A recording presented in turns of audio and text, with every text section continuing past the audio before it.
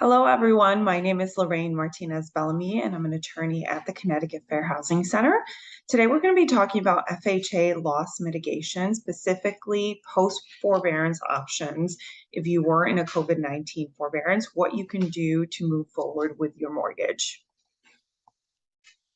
So the COVID-19 forbearance, if you're not aware of it already, is a temporary pause or reduction in your monthly mortgage payments due to a pandemic-related hardship. So it's available to borrowers with financial hardship related to COVID-19 until the end of the national emergency. Currently, that is October 15th, 2022, but it is likely to be extended into 2023. The term is 6 months with a possible 6-month extension if the national emergency persists. If you have any questions about whether the COVID-19 forbearance is still available, you can contact us. I will be sharing contact information for our intake line at the end of the presentation. So the first post-forbearance option for FHA borrowers is the advanced loan modification. And this is an offer that is sent to a borrower without an application or request, so it may just arrive in the mail for you. And it requires at least a 25% reduction in your principal and interest payment. So not your full payment, but just the principal and interest portion of that payment.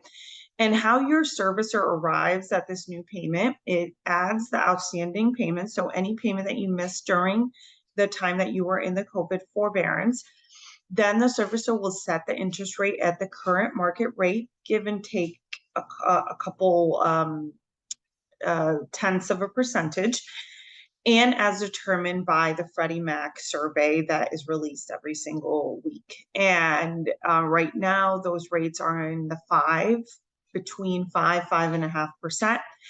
And the servicer will also extend the term of your loan by 30 years. If doing these three things reduces your principal and interest payment by at least 25%, then the servicer will send you this offer in the mail without you saying anything. Just as a part of their normal system, the system will change the terms of your loan and send you an offer that you can either accept or deny. And in order to qualify for this option and any other loss mitigation option offered by HUD and the FHA, you must have been in a COVID-19 forbearance or be 90 days or more delinquent at the time of your application. So this is option number one. This one will come in the mail without you doing anything at all. Post-forbearance option number two is the COVID-19 recovery standalone partial claim. And a partial claim, what the servicer means by a partial claim and what the FHA means by partial claim is your outstanding payments are placed at the back of your loan. And I use this language because this is what I hear homeowners say very frequently when they're offered this option. And it turns into a zero interest second lien called a partial claim. So any payment that you've missed during the pandemic will be gathered up and put at the back of your loan into a second lien that is not accruing any interest during the time that you are paying your mortgage, and it's called a partial claim.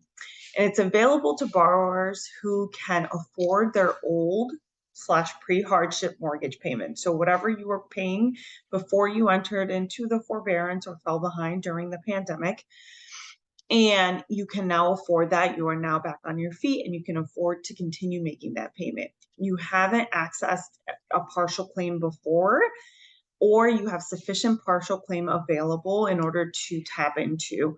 Sometimes a partial claim will be part of a previous FHA HAMP or FHA standard loan modification.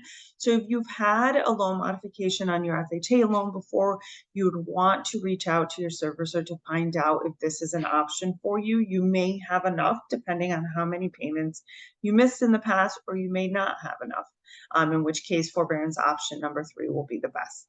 The partial claim amount does not require payment right now, or until it will not be due until the last mortgage payment is made, the loan is refinanced, or the property is sold, whichever of those occurs first. So it's not a second mortgage that you are going to have to worry about making payments on. We call it a silent second mortgage because it is not accruing interest, and it really does not require anything from you until you are done paying your mortgage itself, or you are ready to sell or refinance, at which point you will have to pay it.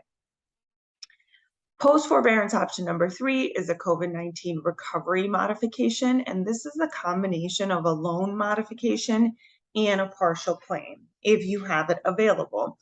This option is best for borrowers who cannot afford their old or pre-hardship mortgage payment or have no partial claim availability.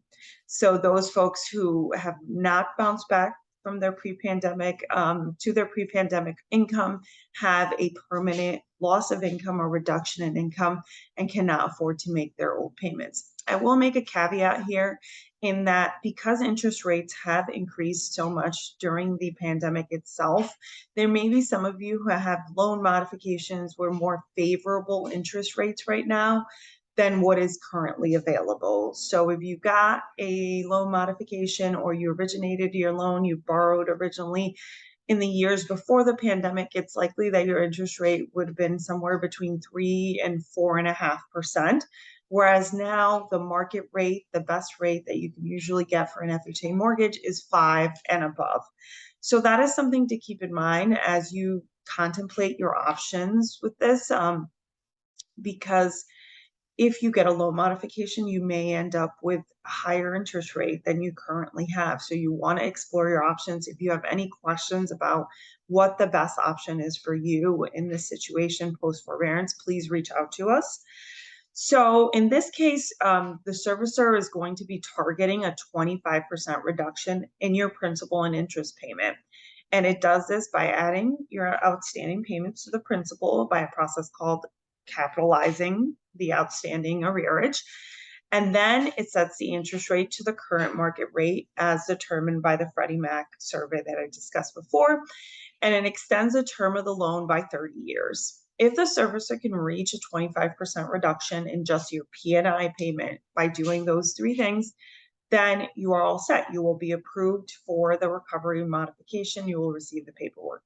If it cannot reach 25% reduction with those 3 steps, then there is an additional step where the servicers can extend the term of your loan to 40 years, so longer than you originally bargained for, in order to make a more affordable payment and get that targeted 25% reduction in principal and interest payment.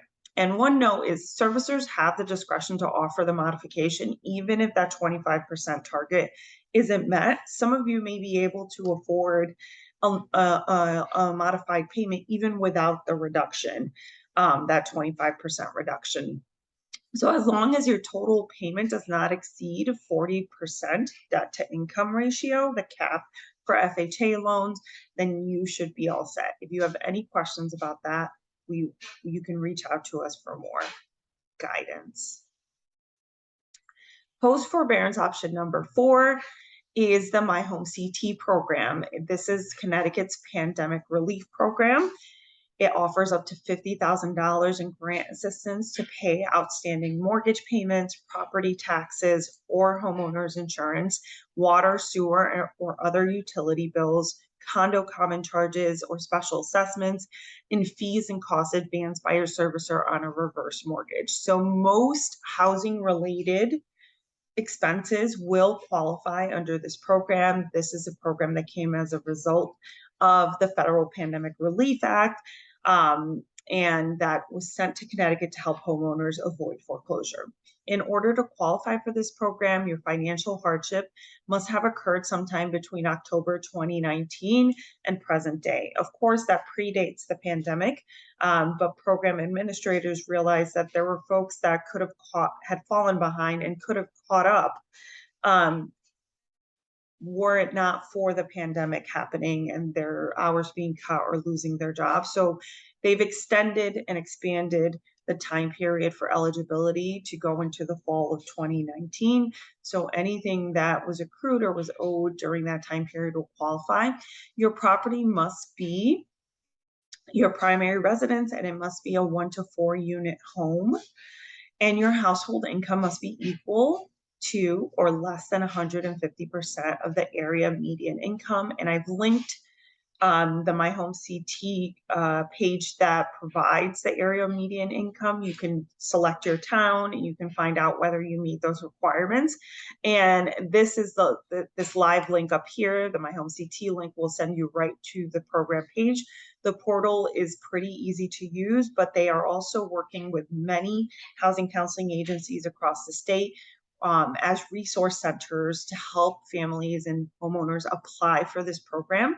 So if you don't have access to a computer, a scanner, a printer, or you just don't know how to go about it or are overwhelmed, you can reach out to these resource centers in your area.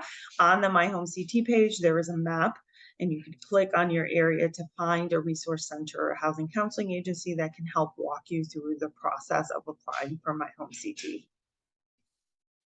The other thing I will mention is that when you apply for My Home CT, they are going to take a look at all of your housing related, possibly eligible debts. So if you're behind on your mortgage, if you're behind on your sewer and water lien or your condo association, they're going to ask for all of that information. And you can qualify for assistance in multiple buckets as long as it doesn't exceed the program maximum of $50,000. Another thing to keep in mind is if your mortgage arrears right now exceeds the program maximum of $50,000, you can combine the My Home CT funds with one of the loss mitigation options I explained earlier in order to bring your mortgage current, if that is the case for you. I would say that, in my opinion, if you qualify for My Home CT, that should be your first option. That should be the first option you pursue, because it is grant funds that were meant to make it easier for homeowners to get back on track post-pandemic. Whereas many of the options that we discussed earlier will require you to take on additional debt. Yes, it will bring your mortgage current, but if you can qualify for grant funds, that would be my suggestion. Go for the grant funds first. If for some reason you do not qualify, then you can reach out to your servicer and apply for the other loss mitigation options. Make sure that you apply for My Home CT first, because if you end up accepting one of the other options we discussed and your mortgage is now current, you may not qualify for My Home CT afterward. Another thing to keep in mind if you're concerned about which to do first is that FHA and HUD encourages servicers to pause any foreclosure proceedings or to not start a foreclosure while homeowners are in the process of applying for My Home CT. So inform your servicer when you have applied. My Home CT may also inform your servicer directly, but you want to make sure you cover your bases. If you can avoid being sued in foreclosure while you're trying to find the best solution to bring your mortgage current, then you want to do that. And again, contact us if you have any questions about your options post-forbearance, if you're confused about which would be best for you, or if you believe your servicer has mishandled your mortgage post-forbearance, please feel free to contact us. Our intake line number is included below. We have help available in both English and Spanish. If you do require a translator, we can also access translators beyond English and Spanish. And you can also schedule an advice session. If you'd like to speak to an attorney face-to-face, you can schedule an advice session at the website below. Those usually happen on Friday mornings. So either of those options are a good way to reach us if you need additional guidance or legal advice about your situation. And a little about us in general. The mission of the Connecticut Fair Housing Center is to ensure that all people have equal access to housing opportunities in Connecticut and that are free from discrimination. We focus on the intersection of poverty and housing discrimination. The center also assists Connecticut homeowners who have been hardest hit by the nation's ongoing foreclosure crisis. And we do also take complaints and intakes for any type of discrimination you've experienced in the rental market. I hope that this has been helpful to you. If you have any other questions, feel free to reach out to us via one of the options I laid out before. Thanks.